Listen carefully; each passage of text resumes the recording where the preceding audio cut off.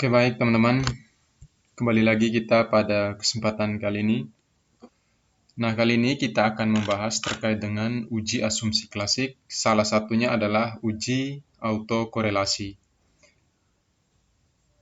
Uji autokorelasi ini adalah salah satu syarat yang harus dipenuhi atau harus dilakukan dalam uji statistik parametrik. Dalam hal ini adalah uji regresi berganda. Nah, di sini kita mempunyai 3 variabel, di mana ada 2 variabel bebas dan 1 variabel terikat. Nah, langsung saja kita lakukan pengolahannya. Ya, pertama-tama kita masuk ke dalam program Evius. Ya, ini saya pakai yang versi student ya.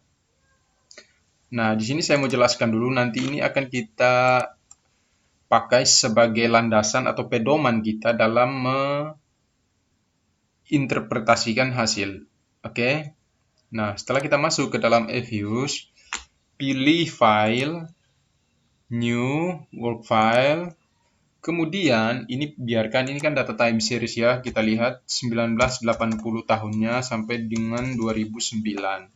Yang ini ya, 1980 sampai 2009. Ada 30 observasi di sini ya. Ini ya. Di sini kita bisa lihat ada 30 observasi dari tahun 1980 sampai dengan 2009.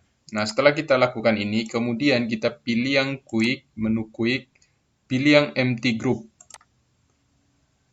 Oke, ini kita geser ke sini. Klik di sini ya. Kemudian ini kita kopikan dari nama variabel y sampai dengan sini. Ya. Sampai di akhir. Ya, pastikan nama variabelnya ikut ke copy ya. Ctrl C, kemudian kita pastekan di sini.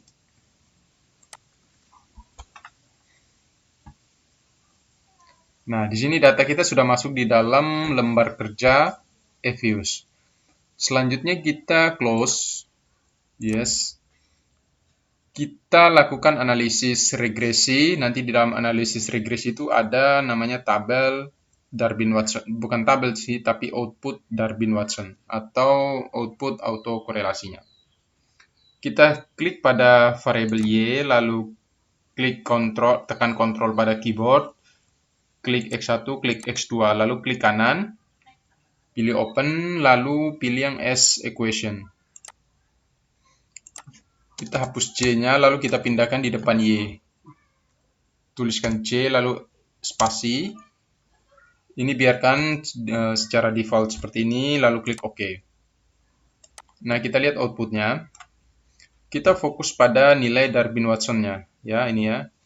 Di sini kita dapat sebesar 0,859781. Ini nilai Darwin-Watson hitungnya. Nah, bagaimana kita menentukan kesimpulannya? Ya, atau interpretasinya. Di sini kita lihat, kita harus cari dulu ya. Nah, di sini kita melakukan uji regresi linear berganda dengan 2 variabel independen dan 1 variabel dependen dengan jumlah sampel sebanyak 30. Didapatkan hasil Darwin-Watson hitung sebesar 0,89781. Oke, maka nilai T ini sama dengan N, atau N ya. Jumlah sampel itu sebanyak 30, jumlah variabel dinotasikan dengan K sebanyak 3.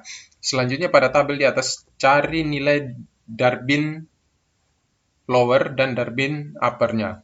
Pada T atau jumlah sampelnya sebanyak 30 dan K ya, atau jumlah variabelnya itu sebanyak 3. Nah, nanti teman-teman yang belum punya tabel silakan download tabelnya itu di internet, tabel Darwin-Watson, sesuaikan ya berapa jumlah sampelnya, berapa jumlah variabelnya gitu ya, total variabel bebas dan variabel terikat gitu ya. Di sini kan ada 3, 2 variabel bebas dan 1 variabel terikat. Nah, dengan data ini maka kita dapat nilai DL atau Darwin lower-nya itu sebesar 1,28373 dan Darwin upper-nya itu 15661. Oke. Nah, pada contoh di atas nilai DW yang ini ya, nilai DW itu yang ini. Ini ya Darwin-Watson yang ini ya. Kita peroleh di sini sebesar 0,8599781.